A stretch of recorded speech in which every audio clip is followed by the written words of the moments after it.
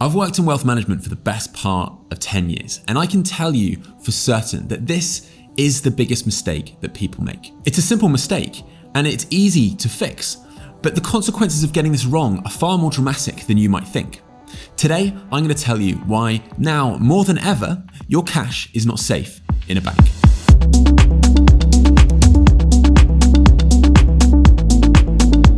Hello and welcome back to the channel. My name is James, and if you're new here, no, my intros are not normally that dramatic. But in all seriousness, what I'm going to talk about today is one of the biggest mistakes that I see people making. And if you fix this mistake, it can dramatically increase the likelihood of you being able to achieve the things that you want in life. So what exactly do I mean by your money is not safe in a bank? No, I'm not suggesting that someone's about to steal it, or even that the bank is going to collapse. No, this thief is far more sneaky and far more powerful. This thief is inflation. So today I'm going to tell you what inflation is and why it exists, why we need it, but also why it can be extremely dangerous, especially now.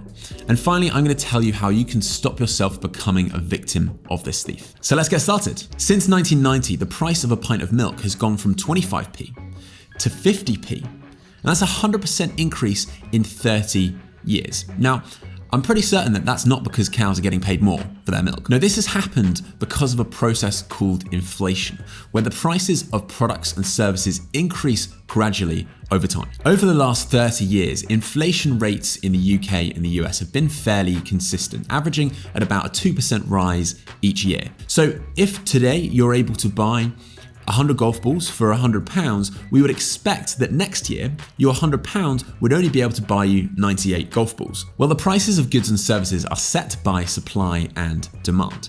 If there's more supply than there is demand, then we'd expect prices to drop. But if there's more demand than there is supply, we'd expect prices to rise. As an example, I don't know if you've noticed recently, but face masks have become a bit of a thing. Now, initially last year, when all this kicked off, there wasn't enough face masks to meet demand, so the price of them went up. But over the course of the year, various entrepreneurs and other businesses stepped in to start producing more, so the supply increased and the price has come back down. However, some price changes can be much more permanent. Here we're looking at data from the Bank of England, which shows that since 1997, inflation has increased at an average of 2% per year. And if we scroll down here, we can see how individual goods have actually changed price since 2010, so in the last 10 years. And as you can see, the average is 2%, but some goods have inflated in price far beyond that. Right at the top, we have university tuition fees, which is a little bit of an anomaly because the primary reason for the increase in price is a drop in government funding for universities. But if you think about it, there's only so many university places available each year. And especially at the top universities, competition is very fierce, which has also contributed to pushing up prices. Second and third on the list, we have hospital inpatient services and private healthcare. Now, there are a number of reasons for this. Firstly, we have a rapidly aging population with more and more of us in need of healthcare services. Whilst building hospitals to care for these people takes a very, very long time. So supply is really not catching up with demand very quickly. On top of that, developing new drugs to fight illnesses takes huge amounts of money and time. And when these pharmaceutical companies do actually crack it and develop a new drug, they're able to implement these patents that can last up to 25 years, which gives them massive leverage. So you have all of these factors making it very hard for technology and competition to drive down prices. But if we look down here on the opposite end of the spectrum, we can see that in markets where technological progression and competition are rife, prices have actually declined over the last 10 years. And laptops and other basic electrical goods have come down in price. Just think back to the last time you bought a TV or the last time that you looked at the price of TVs. Now, 10 years ago, HD TVs used to be quite expensive, but they've come down and down and down in price over the period. And that's because there's a lot of competition in the market, which forces companies to innovate and drives down prices. But on average, prices have been increasing by 2% a year. But just think about that for a second. How can prices keep going up year after year after year into infinity? Surely there is only so much money in the world. Well, that's what you might think, but governments actually have a lot of control of how much money is moving around in their economies. Now, there's a number of different ways that they can do this, but the one that everybody is talking about at the moment is simply by printing more money. Or the technical term for it is quantitative easing. Now, unlike a lot of the popular memes that have been flying around, this does not actually involve a printer, because that would be far too much effort. No, they simply add zeros onto the end of their central bank accounts. And we're not just talking about 1 or 2 zeros here.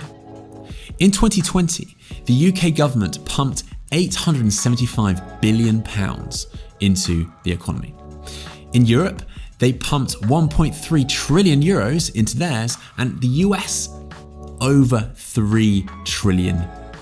So in total, governments from all around the world have flooded their economies with over $6 trillion worth of cash. And that's all just in 1 year. So what they do is they take all their cash and they go out and buy assets, typically buying their own government bonds from banks. And this does a few things. Firstly, just as in our supply and demand examples, the government coming out and wanting to buy loads of bonds creates a lot of demand, which pushes up the prices of bonds. So in this example, we have a £100 bond, which pays a £1 coupon every year, which is a 1% yield. But because the coupon that bond pays is fixed at £1 a year, if the price of that bond goes up, the relative yield of it goes down. And less yield means that these government bonds will be less attractive to investors, which means that they should go and seek higher returns elsewhere, which hopefully means that they will end up investing their money in things like stocks and shares and corporate bonds, which will actually stimulate the economy. And secondly, lower government bond yields should mean that banks lower their interest rates. And at the same time, because the government has been going out and buying these bonds from banks, banks should also have lots of money that they can go out and lend to people and businesses. So you have lower interest rates, more lending, more spending, which should help to kickstart the economy. Well, that's the idea anyway. But this can also have some very negative side effects. And one of those is inflation. So I want to show you an example that demonstrates the relationship between the amount of money that's available in the economy, which is also known as money supply, and the effects that this has on inflation. So the total amount of goods and services that are produced in an economy each year is known as its gross domestic product, or GDP. So this counts all the cars that have been produced that year, all the hours that have been billed by lawyers, absolutely everything that has been produced by that economy. And to give you an example, the GDP of the US is $20 trillion a year. Now, hopefully, in a healthy economy, the amounts of goods and services that we produce each year should be increasing as we become more efficient. So let's say that we expect the GDP of the US to increase by 2% a year for the next 5 years. But we also know that the government is going to be increasing the amount of money that's available in the economy by printing money and various other mechanisms. And let's say that these actions are expected to increase the money supply by 4% per year. So what do you think is going to happen here? Think back to the supply and demand examples that we looked at earlier. The supply of goods and services in the economy is increasing by 2% per year. But the total amount of money that is available to purchase those goods, so the demand, is increasing by 4%. Well, if all else stays the same, we might expect the prices of those goods to increase, and we might end up with 2% inflation. Now, as you can imagine, this is hugely oversimplified. The task of calculating GDP and money supply is an unbelievably complex task, and there's also so many other factors that can affect this result. But I wanted to show you how this relationship works, at least in theory. But now let's take a look at the reality. Here you are looking at a graph of money supply in the US. So how much liquid cash there is in the US economy. And as you can see, it has been steadily increasing over the last 10 years, where up until 2020, it was sitting at just under 16 trillion US dollars. But since the pandemic started, so much money has been pumped into the US economy that money supply has gone up to almost $20 trillion. That's a 25% increase in little over a year. Now, do we think that this is going to translate into 23% inflation? No, probably not. Because, as I said, there are lots of other factors to consider, and an increase in money supply does not necessarily mean an increase in inflation. But it is likely that we're going to see more than we have in recent years, which is why everybody's so worried about inflation at the moment. But should you be worried? Because inflation is actually pretty good for some people. Just think about it. Governments set targets for inflation, typically around 2% per year. But if they're setting a target, then clearly this is something that they want. Well, you're not wrong, and let me explain why. Think back to that example of HD TVs that we looked at earlier and how the price of them has been deflating year after year. Now, HD TVs are kind of old news, but imagine if you were going out to try and buy a 4K TV today, but you'd also noticed that each year the price of them have been coming down. How does that make you feel about buying that TV? Maybe you just wait and see if the price comes down next year and buy it then for cheaper. Well, this is exactly what happens when you have deflation. If you think that your money will buy you more goods or potentially better quality goods next year, well, you're going to hold off. And if people and businesses start hoarding cash, it means that they're not investing, they're not consuming, which is ultimately going to mean that our GDP is going to decline. Whereas when you have a little bit of inflation and you know that your money is going to buy you less goods next year than it will this year, what does that make you want to do? Well, it makes you want to get rid of it. It makes you want to spend it. It makes you want to invest it. All things that help to boost the economy. So what governments want is a steady amount of inflation that's just enough to encourage businesses and people to spend money. But they don't want too much inflation, because if you've got prices that are rising too quickly and in a very sort of unorderly fashion, it becomes very difficult for businesses to work out what they should price their goods at. And that uncertainty is bad for business. So the government wants inflation, and they think the sweet spot is around about 2%. But there's also another reason why they want inflation, and that's because they've got a lot of debt. The way that governments borrow money is by issuing bonds. So let's say that the government issues a 10-year bond that they are selling for £100. And this bond will pay a £1 coupon every year, or a 1% yield. So if you're an investor, you give the government £100 today and they will pay you £1 every year. And at the end of the 10 years, they will give you your £100 back, which means that you will have earned 1% a year. But what if over that period, inflation had been running at 2% per year? Well, this means that that money that you have lent the government is actually losing its purchasing power over time. So although we would genuinely have £110 at the end of the period, that £110 will buy us a lot less goods than it would today. So the real return, which is the actual return after you have factored in inflation, is -1%. Because if inflation is at 2% a year, £110 in 10 years would only buy us £90 worth of goods in today's money. So if inflation ticks up, which it is very likely to do, the government may actually be making money from money it has borrowed from investors. Now, of course, if inflation does tick up, then investors are not going to accept a 1% yield on their bonds, which is going to give them a negative return. They are going to demand a higher yield than this. But that's only for new bonds.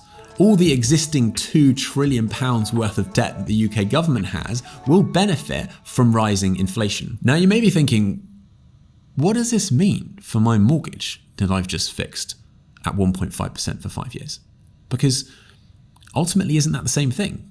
The only difference is that it's the banks that have lent me the money.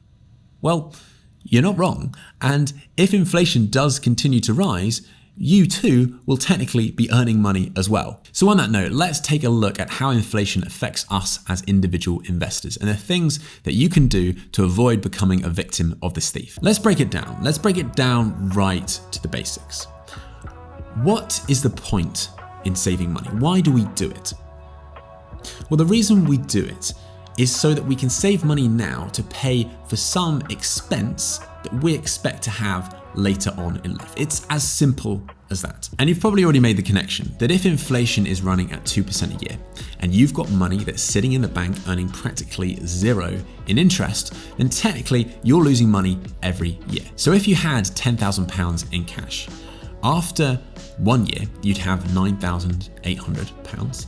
After 10 years, 8,170. After 20 years, and after 40 years, you'd have £4,480. £10,975. Now, of course, after 40 years, you will still have £10,000 in the bank. But what we're saying is that £10,000 is only going to be able to buy you half as much as it would today. So clearly, keeping money in a bank, even if it's in a savings account, is not going to help us to achieve our long-term goals. However, if it's a short-term goal that falls in the next 5 years, or it's part of an emergency fund, then this should be kept as cash.